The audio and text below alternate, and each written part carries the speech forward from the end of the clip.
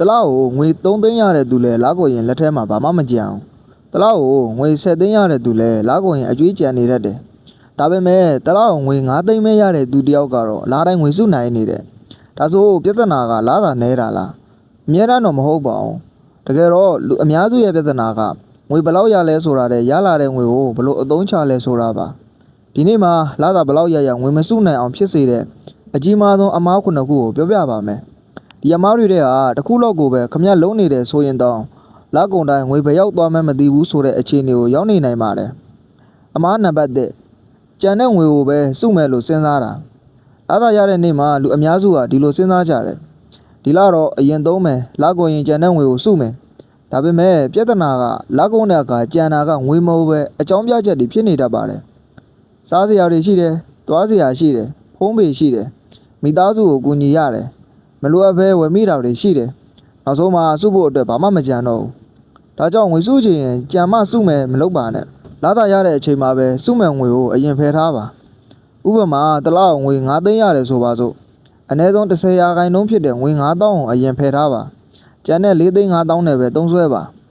ငွေစုတာကိုလားကိုရင်လုံးမဲ့အရာမဟုတ်ပဲလားသာရတာနဲ့ပထမဆုံးလုံးရမယ့်အရာဖြစ်အောင်ပြောင်းလဲပါအမားနံပါတ်1ငွေတိုးလာတာနဲ့အသုံးစရိတ်ကိုပါလိုက်တိုးတာဒါကအလွန်အန္တရာယ်များတဲ့အမားတစ်ခုပါအရင်ကလားသာ3သိန်းရတယ်အဲ့ဒီအချိန်မှာရိုးရိုးဖုန်းနဲ့အဆင်ပြေတယ်နောက်ပိုင်းလားသာ9သိန်းဖြစ်လာတယ်ဖုန်းတစ်ဝယ်တယ်လားသာ10သိန်းဖြစ်လာတယ်အိမ်ပိုကောင်းတာပြောင်းတယ်လားသာ10သိန်းဖြစ်လာတယ်စားတော့တာပိုများလာတယ်အပြင်ထွက်တာပိုများလာတယ်နောက်ဆုံးမှာလားသာတိုးလာပေမဲ့လက်ထဲရငွေကမတိုးလာဘူး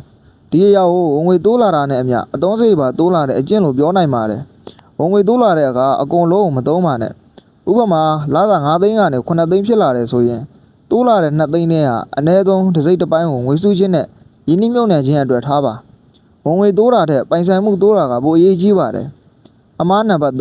တေးသေးလေးဆိုပြီးလစ်လီယူရှုတာတနေ့ကိုကော်ဖီဖို့3000နေ့လည်စာအပြင်မုံဖို့2000ညနေမှာအချိုကြီး2000အွန်လိုင်းကမလိုအပ်တဲ့ပစ္စည်းတစ်ခု1000တခါတလေဆိုတော့မများဘူးလို့ထင်ရပါတယ်ဒါပေမဲ့ငွေကြေးပျက်စီးတာကအကြီးကြီးတစ်ခါတည်းနဲ့မဖြစ်တတ်ပါဘူးနေတိုင်းသေးသေးလေးတွေစုပြီးတဖြည်းဖြည်းနဲ့ဖြစ်လာတာပါဒါကြောင့်နောက်လာအတွက်စမ်းကြည့်ပါခမရသုံးနှမြောက်ကိုစာအုပ်တုပ်ထဲမှာခြားရေးပါမနေ့စာအတွက်ဘလောက်လမ်းစရိတ်ဘလောက်စားစရာဘလောက်အပျော်အပါမလိုအပ်ပဲဝယ်တာဘလောက်လာကုန်တဲ့အခါစုပေါင်းကြည့်ပါခမရအံ့ဩသွားနိုင်ပါတယ်ဒီလောက်တော့ငါသုံးမိပါလားဆိုပြီးအမားနံပါတ်4သူများနဲ့ရှင်ပြီးသုံးဆွဲတာတငယ်ချင်းကဖုန်းအစ်စ်ဝယ်တယ်ကိုလဲဝယ်ခြင်းလာတယ်တကယ်ချင်းကကောင်းကောင်းစီးတယ်ကိုလဲကားဝယ်ခြင်းလာတယ်သူများအပြင်ကောင်းကောင်းထွက်စားတယ်ကိုလဲလိုက်စားခြင်းလာတယ်ဒါပေမဲ့ခမရမမြင်တာတခုရှိပါတယ်သူ့ရဲ့ဝင်ငွေကိုခမရမသိဘူးသူ့ရဲ့အကျွေးကိုလည်းခမရမသိဘူးသူ့ရဲ့ငွေကြေးအခြေအနေကိုလည်းခမရမသိပါဘူးဒါပေမဲ့သူ့ရဲ့ပြတ်သားထားတဲ့ဘဝကိုတော့ကိုယ့်ဘဝနဲ့ရှင်းနေတယ်ဒီလိုနဲ့သူများရဲ့ဘဝကိုလိုက်မိဖို့ကြိုးစားရင်ကိုယ့်ရဲ့အနာဂတ်ကိုရောင်းချနေမိတတ်ပါတယ်မှတ်ထားပါလူတယောက်ရဲ့ချမ်းသာမှုကိုသူဝတ်ထားတဲ့အဝတ်စားနဲ့မတိုင်းတာနိုင်ပါဘူးတကယ်ချမ်းသာတဲ့သူဆိုတာလူချင်းတိုင်းဝယ်နိုင်တဲ့သူမဟုတ်ပါဘူးမဝယ်တဲ့အရာကိုမဝယ်ပဲထိန်းချုပ်နိုင်တဲ့သူပါအမားနံပါတ်5အရေးပေါ်ငွေမထားတာဘဝမှာဘာမှမမျှော်လင့်ထားတဲ့အချိန်မှာပြဿနာတွေဖြစ်လာတတ်ပါတယ်အလောကိုင်းဆင်မပြေတာရုတ်တရက်ကုန်ကြစေကြီးတစ်ခုပေါ်လာတာမိသားစုအတွက်ငွေလိုလာတာအဲ့ဒီအချိန်မှာအရေးပေါ်ငွေမရှိရင်ဘာလုပ်မလဲအကျွေးယူမယ်သူများစီကချေးမယ်ရှိတဲ့ပစ္စည်းရောင်းမယ်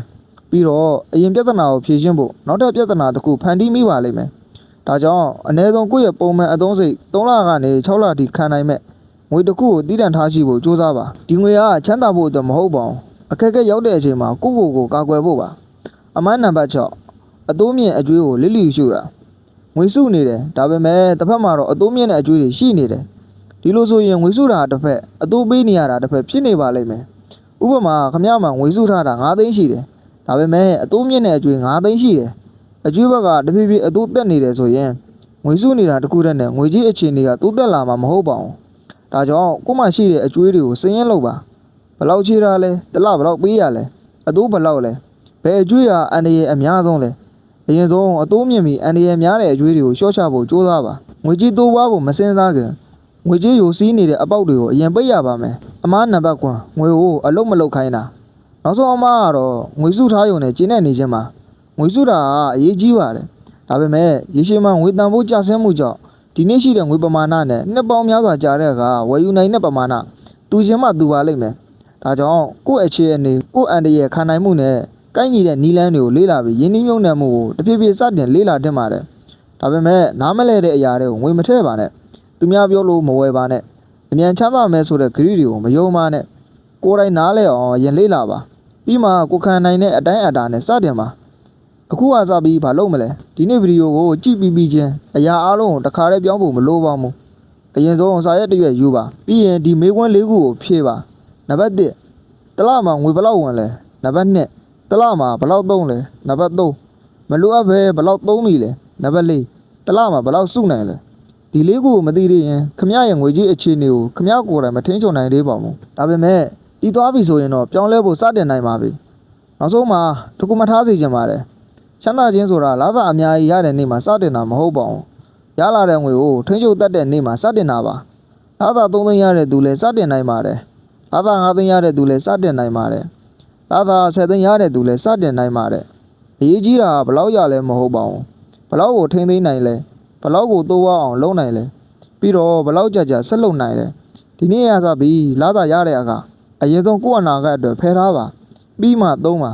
ငွေကြီးအခြေအနေကတညတည်းနဲ့ပြောင်းလဲသွားမှာမဟုတ်ပါဘူးဒါပေမဲ့နေတိုင်းမှန်ကန်တဲ့ဆုံးဖြတ်ချက်သေးသေးလေးတွေကိုစူးစီးသွားရင်နှစ်အနည်းငယ်အကြာမှာကိုယ့်ဘဝကလုံးဝမတူနိုင်တော့ပါဘူး